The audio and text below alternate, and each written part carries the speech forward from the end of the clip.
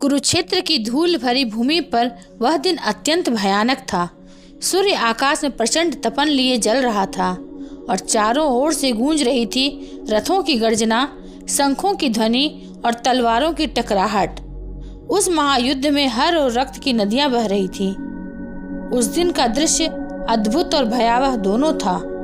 कौरवों की विशाल सेना ने चक्रव्यूह रचा था और उस चक्रव्यूह के मध्य में प्रवेश कर चुका था युवा और वीर अभिमन्यु। महज 16 वर्ष का वह बालक, परंतु पराक्रम में किसी महावीर से कम नहीं। उसने अपने धनुष पर बाण चढ़ाए और कौरवों की अनगिनत सेनाओं को काटता चला गया। अभिमन्यु के साहस को देखकर कौरव योद्धाओं के हृदय कांप उठे, लेकिन दुर्योधन की आज्ञा पर महर्षि द्रोण, कृपाचार्य, अश्वत्थामा, कर्ण, शकुनी और दुर्योधन स्वयं उसे रोकने में लग गए। अभिमन्यु अकेला था, किंतु उसके साहस में इतनी शक्ति थी कि उसने अकेले ही सैकड़ों रथों को धराशायी कर दिया। किंतु धीरे धीरे अभिमन्यु की शक्ति क्षीण होने लगी। उसके धनुष की प्रत्यंचा बार बार टूट रही थी। उसके रथ का सारथी गिर चुका था और घोड़े मारे जा चुके थे, परंतु वह वीर थमा नहीं। कभी तलवार से, कभी गदा से, कभी चक्र लेकर शत्रुओं से लड़ता रहा। उधर वासुदेव श्री कृष्ण अपने दिव्य चक्षुओं से सब देख रहे थे। वे जानते थे कि आज अभिमन्यु एक अत्यंत कठिन परिस्थिति में है। वे जानते थे कि युद्ध के नियमों का उल्लंघन करके सभी महारथी मिलकर उस बालक को मारने का षड्यंत्र रच चुके हैं। श्री कृष्ण का हृदय करुणा से भर उठा।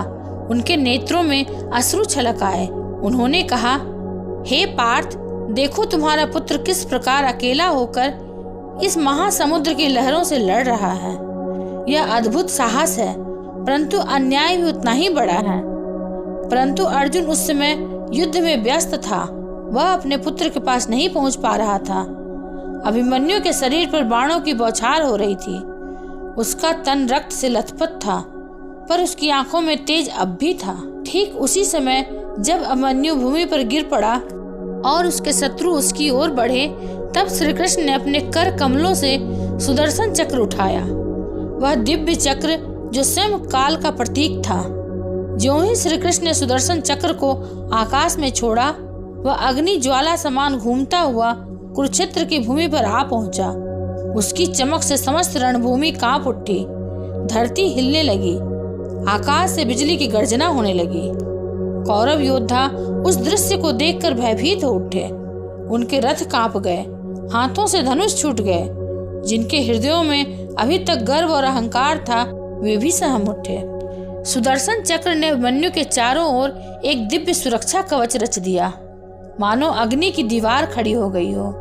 कोई भी शत्रु उसकी ओर बढ़ने का साहस न कर पाया। कर्ण ने अपने बाण छोड़े, पर वे सुदर्शन की ज्वाला को भेद न सके। द्रोण ने अपने दिव्यास्त्र चलाए, पर वे चक्र की चमक में विलीन हो गए।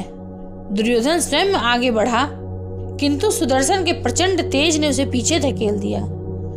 अभिमन्यु भूमि पर घायल पड़ा था, परंतु उसकी सांसें चल रही थी।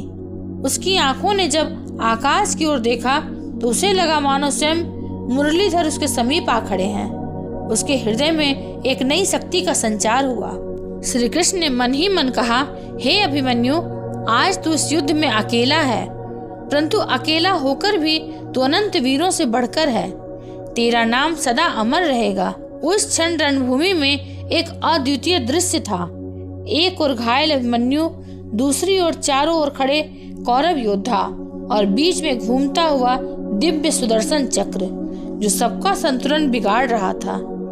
घंटों तक कौरव सेना अभिमन्यु तक पहुंचने का साहस न कर सकी। अंततः जब सुदर्शन चक्र श्री कृष्ण के पास लौट आया, तभी उन्होंने उसे विश्राम दिया। श्री कृष्ण जानते थे कि नियति को बदला नहीं जा सकता। अभिमन्यु का बलिदान महाभारत का अनिवार्य अध्याय था, परंतु उन्होंने यह भी सुनिश्चित किया कि संसार सदा देखे। यदि अन्याय होगा तो धर्म की रक्षा स्वयं ईश्वर करेंगे। इस प्रकार कुरुक्षेत्र की धूल भरी भूमि पर अभिमन्यु की वीरता और श्री कृष्ण की करुणा दोनों का संगम हुआ।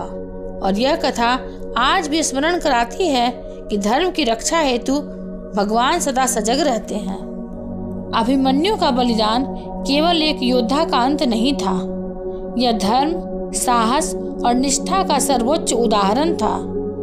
महाभारत सिखाता है जो अधर्म से लड़ता है वह अमर हो जाता है। उस दिन रणभूमि ने देखा कि कभी कभी धर्म और मर्यादा शत्रु और मित्र से ऊपर होते हैं।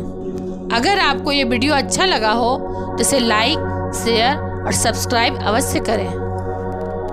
ये महाभारत सिर्फ युद्ध की नहीं, जीवन के ज्ञान की कहानी है। मिलेंगे अगले प्रसंग के साथ, तब तक के लिए धन्यवाद।